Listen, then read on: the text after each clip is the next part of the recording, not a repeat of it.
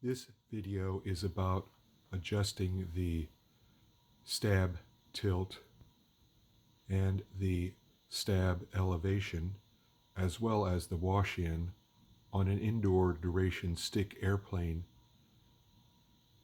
In the view here is an A6 model, which is a very small rubber-powered model. There's no prop on this model, and I'm just using it for a demonstration. It has a very small solid balsa wood motor stick and a tapered balsa wood tail boom.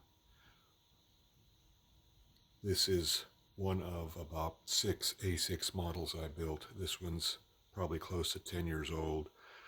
I eventually got down to the 1.2 gram minimum.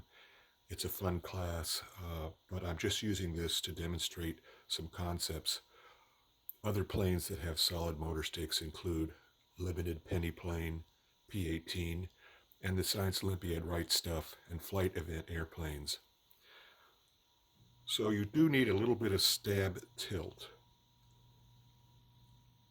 Raised left end of the stab, looking from behind, to aid in the turn. Also the torque of the rubber motor on the propeller, as well as the left rudder, help you in that turn. So I've glued the wing posts to this motor stick, so they're going to flop around a little bit. They used to have tissue tubes. I'm not sure which happened to them. So you could dissolve this glue joint if you've used a nitrocellulose glue like Duco with acetone, and then you could sand this, etc., if you wanted to change the stab tilt. Be a complicated process, especially sanding the joint just right. You could do the same thing if you wanted to raise or lower the stab to change the decalage. That is the difference in the angle of attack between the wing and the stab, if the plane was either diving or stalling. It's much easier, though, to, in the case of stab tilt, simply go along and twist this piece of balsa wood that forms the tail boom.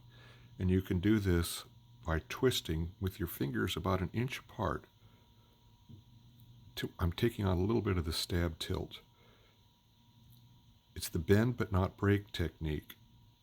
You keep going along here, and then you check it. I'm not going to do it completely here because this is an old model. But sometimes you can breathe on this close up with some hot, humid air from your breath, and that will help. And you can feel the tension. You might want to practice on a stick of balsa wood ahead of time. Just glue a cross piece and then practice twisting with a balsa wood stick of about the same density of wood and about the same cross dimensions, cross section that is. And again, you do it all the way along to spread out the twist. Now, should you break this at any time, you can put a little CA glue on there, and that will fix the break. Make sure the tail boom is still lined up and straight as a stick, and twist it elsewhere where it has not been glued. Now, you could also change the decalage. If you wanted to have more decalage, you would bend up, and again, you would go along like this, bend this up, and then check the reference points. Or you could go down, and again, about an inch apart. And surprisingly, the balsa wood will not return to its original shape once you've bent it a certain amount. But again, spread it out over the length of the stick. Now, most indoor model airplanes need some degree of wash-in, and typically that is a lower trailing edge on the inboard wing section. Getting a lot of vibration here, sorry about that. If your wing saddle is glued rigidly to the motor stick then you can twist the motor stick. Again, using the same technique. Twist it. And again, my forward hand is going clockwise, my rear hand is going counterclockwise. You could twist this and then keep looking at the wing, and you will see that you can put some wash in there. Now, the Science Olympiad models, many of them have a wing saddle that's held on with rubber bands. That technique will not work. This technique of twisting the motor stick to change the wash-in will not work if you have such a loose connection. It has to be a rigid connection. The alternative with, for example, the Stinger model being sold by J&H Aerospace this year for the flight event 2023. It's an excellent model. It has a wing saddle. You can shim that wing saddle.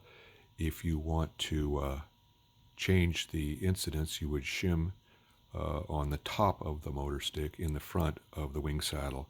If you wanted to change the wash-in, you would typically put a shim in on the side of the motor stick between the wing saddle and the motor stick, and you would adjust the thickness of that shim to give you the right twist in the wing. And again, you would have to probably glue that in place at the end, otherwise you're not going to have an accurate wash-in setting.